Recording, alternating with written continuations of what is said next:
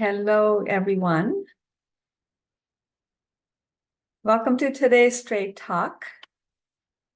I'm always giving it a minute to make sure that the live process has begun. Okay. So welcome to today's Straight Talk. I am Meena Puri, founder of Ayurvedic Healing Center and Inner Compass Club, an online learning portal for your healing, evolution, and growth. So today's topic is going to be very interesting, and it's going to be all about energy. Having gone through this big energetic shift with the solar eclipse, this will be very relevant, and it will hopefully be more meaningful and make more sense to you.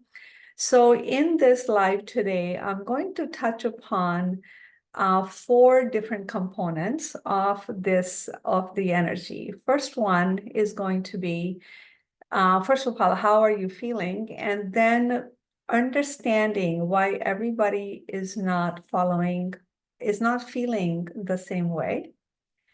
Secondly, how to feel this energy so we can use it for discernment, a very valuable skill that we must develop these times.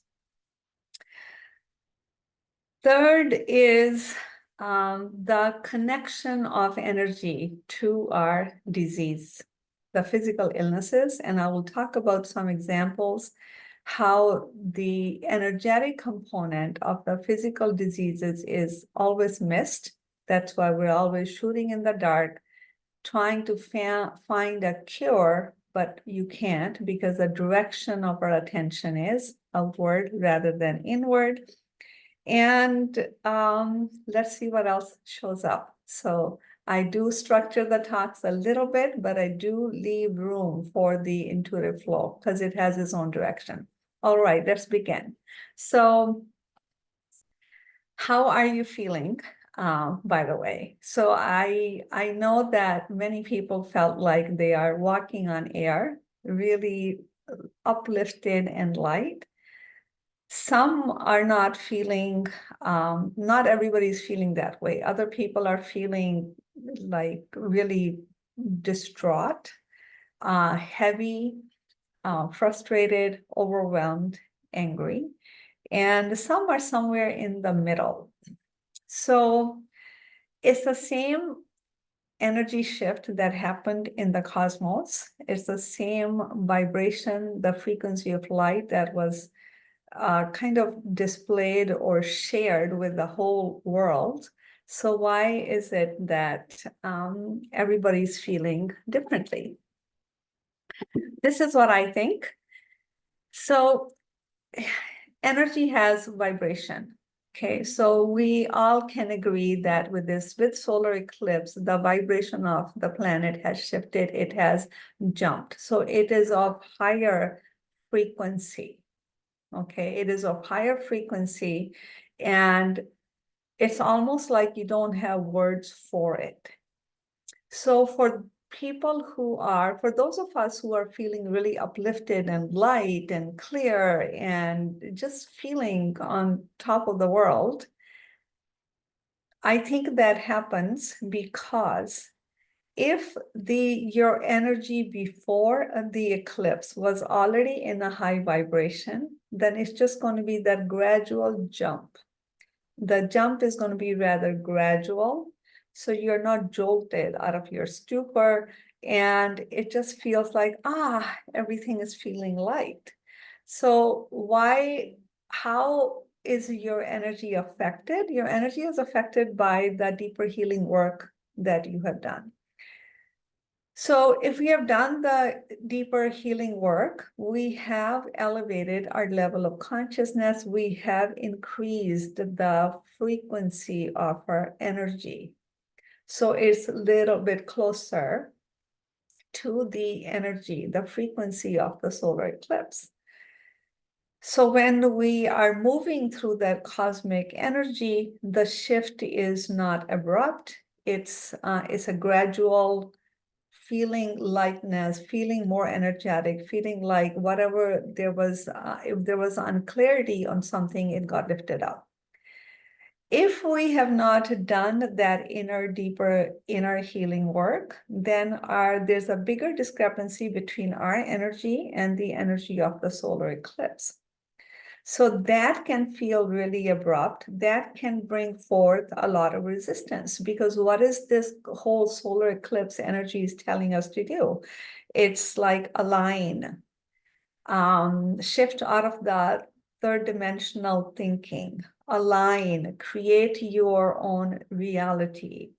Be the captain of your own ship and increase your vibration, become more aware, find your purpose. So connect with the truth of who you are. If we have not pondered upon these questions and we haven't done the inner work, then it's like, what? What are you asking me to do? So that big discrepancy is going to make you want to resist. It's like, no, I'm fine where I am. I'm comfortable where I am, because we know how to do the same old. We're comfortable in it, even though it may not get us anywhere. But familiarity breeds comfort, and we want to stay there. Then on some level of the psyche, we feel this shift, we feel this high vibration, and this actually, it turns the light on for us. The contrast is really stark, and we're like, I don't know what everybody's talking about. I'm feeling down in the dumps. I'm so angry. I'm so frustrated. So much stuff is coming up for me on the surface, which I thought didn't even happen, or I had forgotten about it, or I didn't want to talk about it, or I didn't want to deal with it. So it has come up because the light is shining on the darkness, even though it feels like the world went dark, but actually it's the more light that's shining on the darkness, so we can see more. Seeing can be very uncomfortable, can be very disruptive, and it can bring resistance. We want to pretend we didn't see it. We want to talk it out. We want to talk ourselves out of it. We put a mental layer over it so we can go back to the same old, into the same pattern, same behavior, because it's comfort. We learn by contrast. So this contrast of the high jump in the energy and where you may be, this contrast is what's going to teach you, what's going to show us what is it that needs to be looked at, released, so you can transmute the old into the new. All of us who are here, we have made a soul contract to be here on the soul level. On the soul level, we have made a soul contract to be here. And the question I ask is like, why? That's the question you want to ask. Why would I make a contract to live during these times? For me, I think the answer is because the whole world is going to need more and more light from the humans, the light workers. The deeper healing work we do, the brighter our light can be, the brighter our light will be, and it's this light that the world needs, right? That's why we made the contract to be here. We're actually turning the light on, the light of our own consciousness, the light of our own love and heart. We're turning that light on to light the path, not just for ourselves, it's for others, okay? So we've made a soul contract. So if before you were, many of us were like walking asleep, not conscious, not aware, resisting, pretending, nothing is going on. This is all just BS. I'm fine where I am. I'm okay. I've done this for many years. They are going to feel uncomfortable because that denial is going to, their own denial is not going to let them rest in peace. They're going to be bugged or irritated about it because the denial isn't working anymore. So we have to surrender. We have to surrender. So I had this deep feeling of surrender on the night of the solar eclipse, because I thought, wow, that whoever that is can turn the day into night. Even for the short minutes, the day became like it was nighttime. So whatever little problems I may have, that force, that power beyond the words can take care of my small problems. So I had this deep feeling of surrender, just surrender to that which is much larger than myself. So for those who are struggling, what's needed is surrender. So that brings me to my next point that I wanted to make. What are we surrendering to? How do we know we need to surrender? So let's go into the feeling sense. So whatever you are experiencing is because you are feeling it, right? Some are feeling it really sharply because they are tuned into it. Other people are kind of feeling it in the background, but their mind is so strong that they talk themselves out of feeling what they're feeling. That's where the struggle is. So it doesn't matter whether we deny what we're feeling or we accept. The truth is that's what's going on. When we deny it, we are creating a conflict between the mind and the heart. So this solar eclipse was really the alignment of the heart and the mind. That's the 5D, right? Where the heart is integrated with the mind. So the mind is not running solo, running amok. The ego is not running amok. The ego is heart-based ego. The heart, the ego is integrated into the heart. The sun and the moon were like one with each other, right? So how do we know what it is that we are feeling and whether that feeling is real? I hope my voice is coming clear. Whether that feeling is clear, I forget to talk in the mic. Whether that feeling is real or is it something we're making up? So what I want to talk to you about is like how to know if the feeling is real. When the feeling is real, the feeling is the energy. We can't see the feeling. I can't, show you the feeling, but I can feel what I feel. So that is the energy. That's the non-physical part of us, which we experience. So how do we feel? How do we rely on what we feel? So the feeling is the energy. The energy is felt in the body. Okay. So it's really bringing awareness to your body. So few of the particular places in the body, like how does it feel in your heart?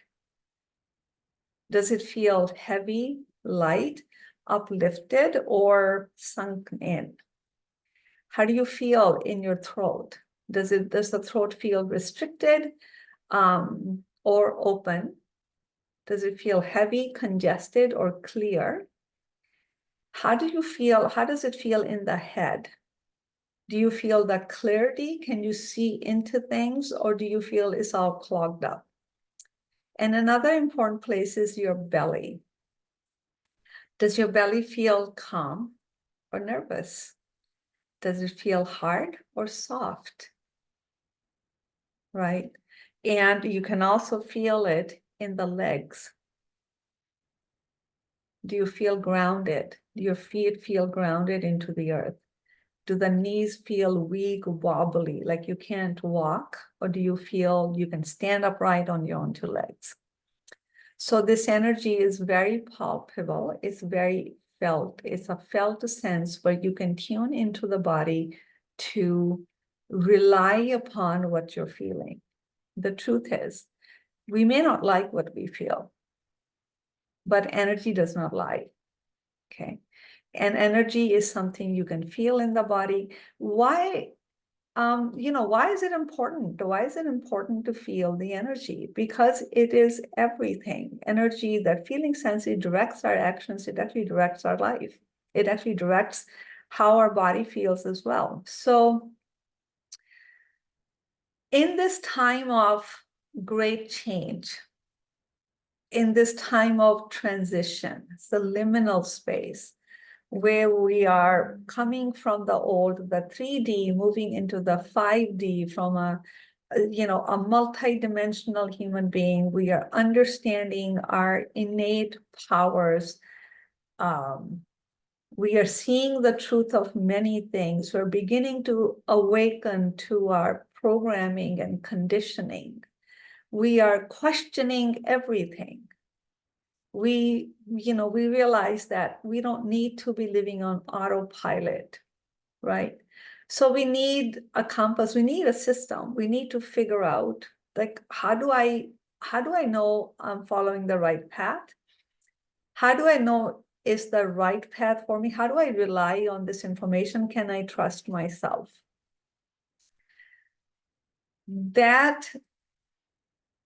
The ability to do that is really important. So that's what I call discernment. Okay. Discernment is we are no longer living on autopilot. We question what we did before. Maybe we don't need to do the same thing. Funny thing happened. I love hiking. So I hike with many groups and I enjoy it. But this week, or even started last week, I don't want to go on hikes. I don't want to go on the hikes. I felt like I really wasn't enjoying it as much as I thought I was enjoying it. Like I wanted to keep my evening free to do whatever I wanted to do instead of devoting this 5-hour task of hiking, because I got to meet up with the group and then we hike at a certain pace. We hike the distance and then we come home kind of exhausted and that's it. It's fun, it's enjoyable, but I felt like I don't want to. But there was a little bit of a fight because I thought I should go. It's a good exercise. People are going to wonder, why the heck am I not showing up? You really should just go. It's only 3 hours. But I didn't want to go. So I ended up not going. So discernment is the ability to question what we are doing and asking, should I continue? Should I do this or should I not do this? Is it necessary for me to continue to do what I have always done, or can I find a different way? All of us do at least one thing, if not more, on autopilot, because this is just what happens. Even when we are trying to deprogram and uncondition, what happens? We become conditioned to something new. An example is, with the whole food confusion, it's like, I figured out that this green smoothie is the thing, right? Wherever we've heard it from, somebody said it, and we latched onto it. And now we keep doing green smoothies, and that becomes an autopilot when we are not really tuning in to the day. Like on a damp, cold day, maybe it's not a green smoothie kind of a day. On a day where you're really starving, where the digestive fire is so hot, maybe you need to choose something, give it some solid food. So the point is that we get on autopilot because the truth is life is complex. Actually, life has become complex. There's so much information. Everybody knows everything, right?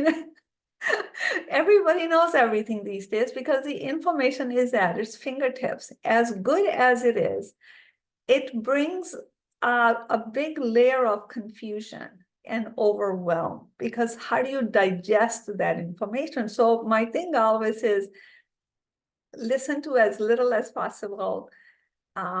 Be very choosy and particular about what you listen to, who you listen to, and really keep your life basic. Do the basic things that make sense to you and, change them up a little bit every 10 days or so and ask, is it still working? Because it is not possible to download all the information from the internet. It's not possible to listen to everybody. It's not possible to follow everybody. So the point was that we can't live on autopilot.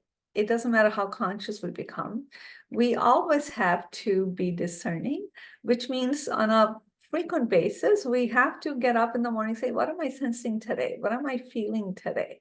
Right?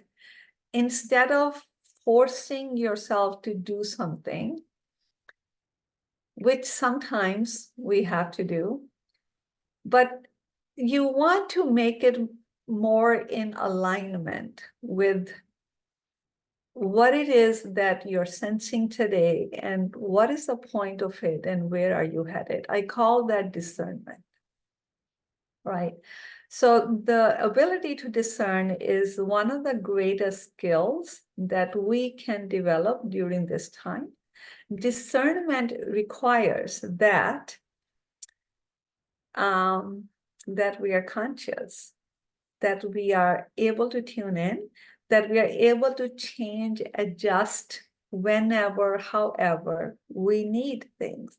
Whatever you may have felt really strongly yesterday, if you're not feeling it today, it's that ability to adapt, saying, you know what, I thought I was going to do this, but I just realized it's just not something I want to do. So that's discernment.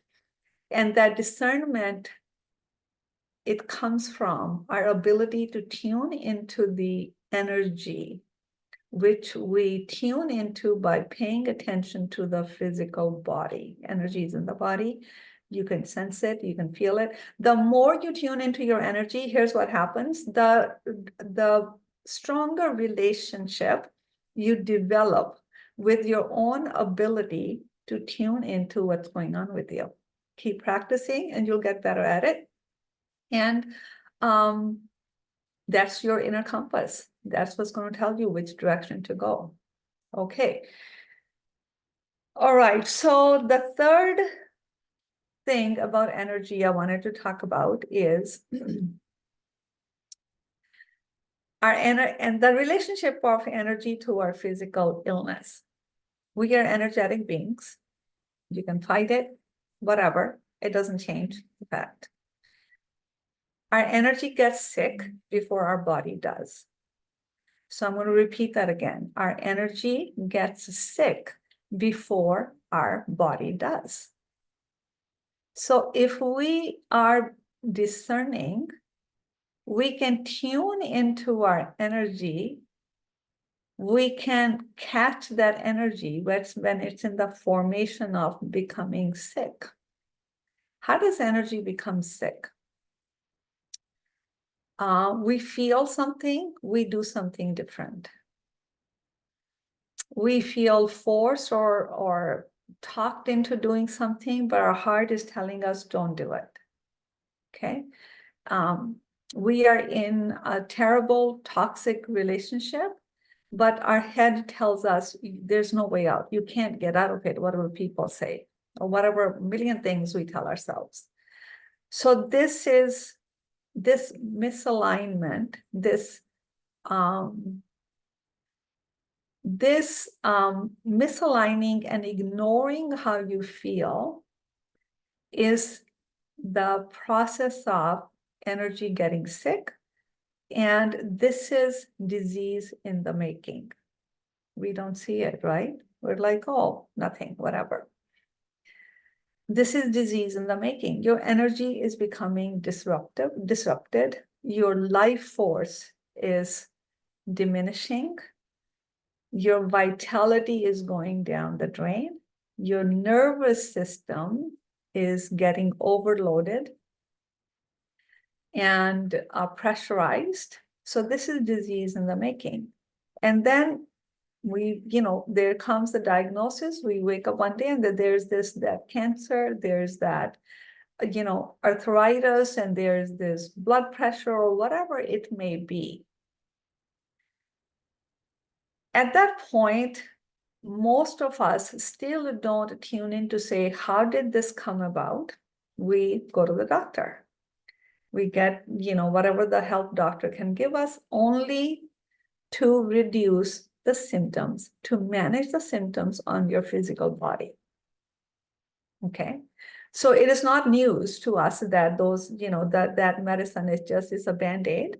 We we cover one symptom, something else pops up somewhere else, and somewhere else. And the next thing we know, 5 years down the line, we are on multiple prescription medications, and we are taking medications to cover up the side effects of the first medication. So we're going down a path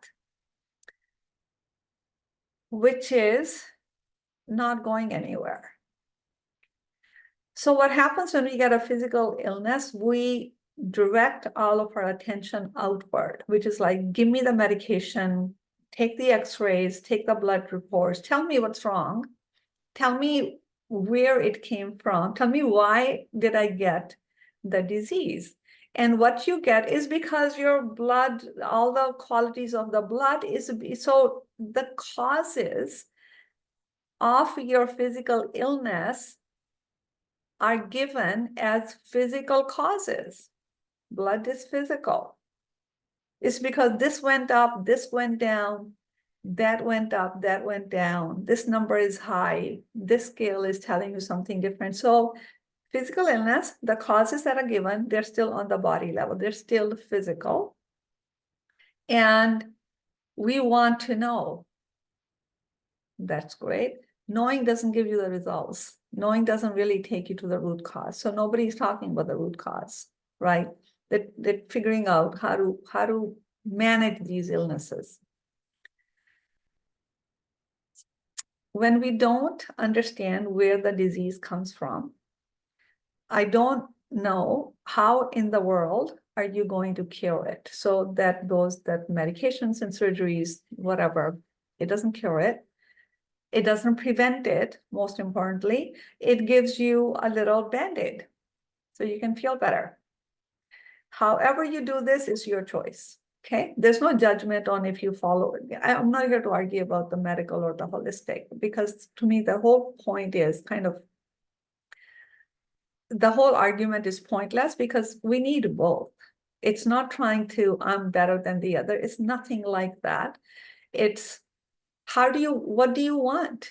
What do you want? Do you want to use that illness as an opportunity for you to wake up and change the direction and inward and figure out how in the world that disease came to be?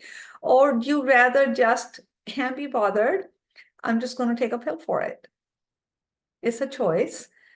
And sometimes we may need to do both. So there's not better or worse. We're comparing apples to oranges. They're not comparable. They're complementary. They can work together, okay? And that's like a whole new video. And if you want to understand the differences, how Ayurvedic medicine is different and whatever, there's a video on my website that you can go take a look.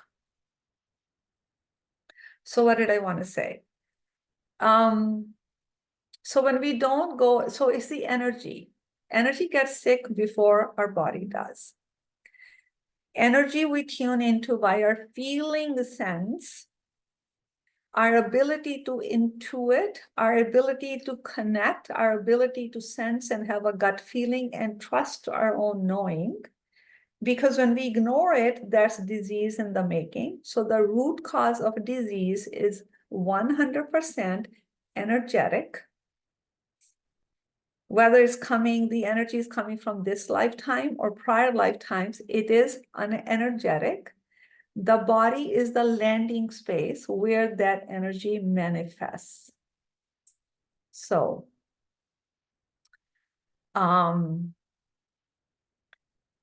it's not only just important, it's a necessity for us to really get that we are energetic beings. And we want to keep our energy really clean and high vibration. That's the medicine. The energy, the feeling sense is the medicine. Your ability to tune into your own energy is medicine. Understanding how to manage the energy is medicine.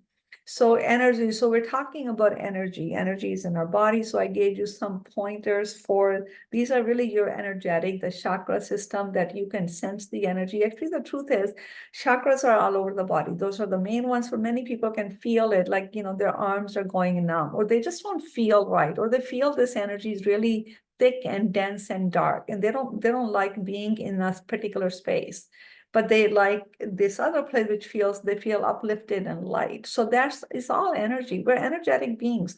We sense energy, although we don't formally point that out.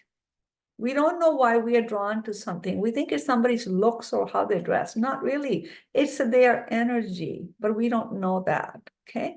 So learning to tune into the energy and using that for discernment is going to be much needed. It's a skill that we must develop. Cleaning the energy is going to create health, not aligning the energy or doing the deeper healing work that's going to clear the old energies is going to be the breeding ground for disease. So in a recent post that I want to share a little bit more, in a recent post that I did, I talked about, I'm going to pull it up on the Instagram because I did this.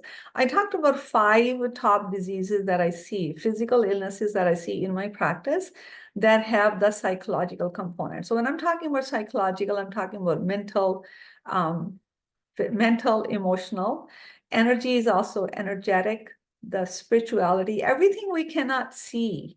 So there's a physical, there's a non-physical. Everything non-physical part of us is energy. So first of the diseases was digestive disorders, right? That includes acid reflux, bloating, stomach ache, constipation, metabolic syndrome. Other gastrointestinal disorders, including colitis. So the psychological component was not being able to digest your experiences in a relationship, marriage, work situation, and past trauma. When we can't digest our experiences, we are not going to be able to digest the food. Second, chronic pain, fatigue. It includes both localized and unlocalized pain, has no medically diagnosed cause. Psychological component is in a state of constant alarm, a coping mechanism learned in childhood to ensure one's safety at all cost, a trauma response to an imagined danger that is no longer there. Autoimmune diseases, rheumatoid arthritis, Hashimoto's, celiac, MS. Psychological component, self-sabotaging, extreme and illogical fear of change, glorifying one's circumstances, denial, a distorted sense of reality, overly justifying. Frozen shoulder. A psychological component is feeling confined in your circumstances, seeing no way out, blinded to an open door. Back pain, inability to take a stand for oneself, nice guy, nice girl syndrome, being a doormat, a martyr, stemming from deep unworthiness. So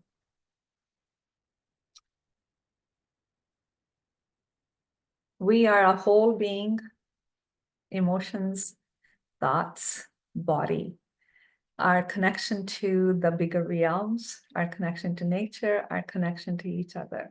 We are a whole living, dynamic organism. We think, feel, sense. We're multisensory beings. We're multidimensional. So the time is now for us to claim all of it, become all of it. So what I want to say in my parting words is,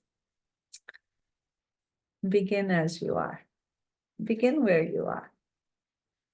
Simply notice what you feel. Instead of the mind telling you this is not right thing to feel something different. Just feel what you feel. That's half the battle.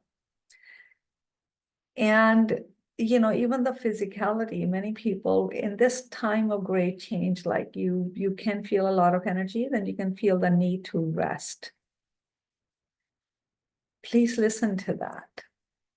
So self-care, when I talk about self-care, is self-care not just of the, just eating right, sleeping, exercising.